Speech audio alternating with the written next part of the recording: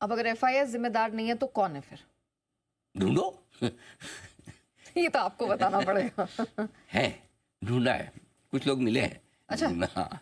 लोग मिले। I mean, देखिए कल क्या हुआ पहले ये समझिए। कल निफ्टी और बैंक निफ्टी की इंट्राडे ट्रेडिंग रेंज देखिए।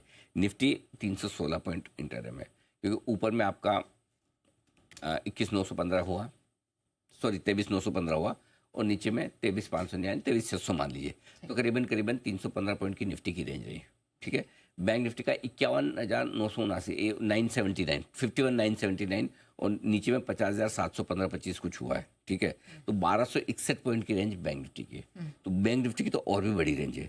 अब कल के सेशन में बड़े मूव आए, तेज मूव आए, और भारी उतार चढ़ाव आए। और ऐसा नहीं कि एक बार, दो बार ऐसा हुआ है, सुबह खुले नीचे आए, फिर आए, एक बार फिर रिकवरी दी, फिर फाइनली आप कमज़ोर हुए।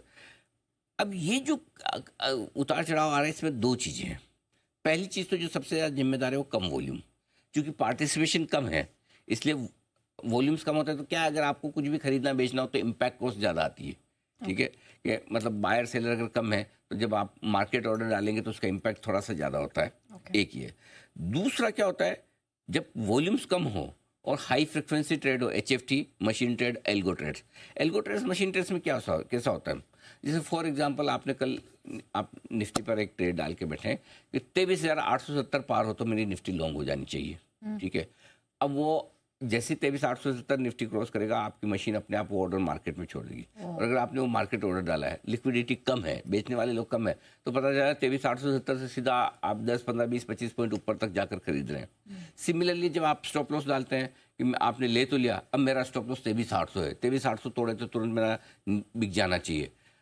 और मशीन ट्रेड में क्या है, इमोशंस नहीं होते, वहाँ भाव है, भावनाएं नहीं है। भाव से काम होता है, भाव आया, खट से ट्रेड रिलीज होता है, और ज़्यादातर मार्केट ट्रेड से रिलीज होते हैं, क्योंकि हाई फ्रिक्वेंसी ट्रेडर्स कभी भी है ना लिमिट ऑर्डर्स नहीं डालते, क्योंकि उनको वो रिस्क है, कभी बड़ा मुँह है। फॉर एग्जांपल, अगर समझिए कल आपने बैंक निफ्टी पे लिमिट ऑर्डर डाला है कि 51,700 अगर ट्रिगर हो जाए तो मेरा 25 पॉइंट नीचे तक मेरा बिक जाए, और वो सीधा ही अगर 51,600 और आपका नहीं बिका, नीचे में 50,700 हो गया, तो जो हाई फ्रिक्वेंसी ट्रेडर, उसको कमाने तो 25 पॉइंट है, 50 पॉइंट है, अगर वो 500 पॉइंट की रिस्क लेके बैठेगा तो कैसे करेगा? तो जब वो ऑर्डर डालते हैं तो वो आपके ऑर्डर मार्केट ऑर्डर होते हैं, और ये मार्केट ऑर्डर लेने के लिए पर्याप्त लिक्विड नहीं है।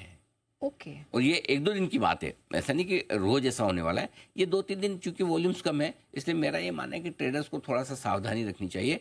कम वॉल्यूम्स पे आप बाजार में वॉलिटिलिटी देख रहे हैं, इसलिए आप अपनी एक्टिविटी को कम कर लीजिए। स्टॉप लॉसेस आपके ट्रिगर हो भी सकते, नहीं भी हो सकते, होने के बाद वापस भाव अलग हो जाए, तो ये जो वॉलिटिलिटी वाली रिस्क है, ये बाजार में डेप्थ कम होने की वजह से आ रही है, और इसमें आपको थोड़ी सी सावधानी रखनी जरूरी है। जब तक बाजार में पूरी लिक्विडिटी ना आए, तब तक आप ट्रेडिंग में बहुत हल्के ट्रेड करें, छोटे ट्रेड करें, कम ट्रेड करें या ना करें। ओके, सो ये बेसिकली अराउंड द ये ईयर एंड के टाइम जब बड़ा बाजार में बड़ी छुट्टी होती है उसी हाँ, टाइम। मतलब अभी क्या है कि हाई फ्रिक्वेंसी ट्रेड्स कौन करते हैं? सारे बड़े लोग, कोई एफआईज हो गए, कोई प्रॉप बुक्स वाले हो गए, कोई बड़े ट्रेडर्स हो गए, ये सब तो छुट्टी की मूड में है। सब आप और हम तो काम कर रहे हैं, ऑफ कोर्स एक्सचेंजेस भी कर रहे हैं, हाँ, बट बाकी लोग तो, जो बड़े बड़े लोग तो सब छुट्टी पे हैं। करेक्ट। हाँ। ठीक है, तो जब तक वो वापस नहीं आते ये सावधानियां बरतना जरूरी है जो लोग ट्रेड कर रहे हैं।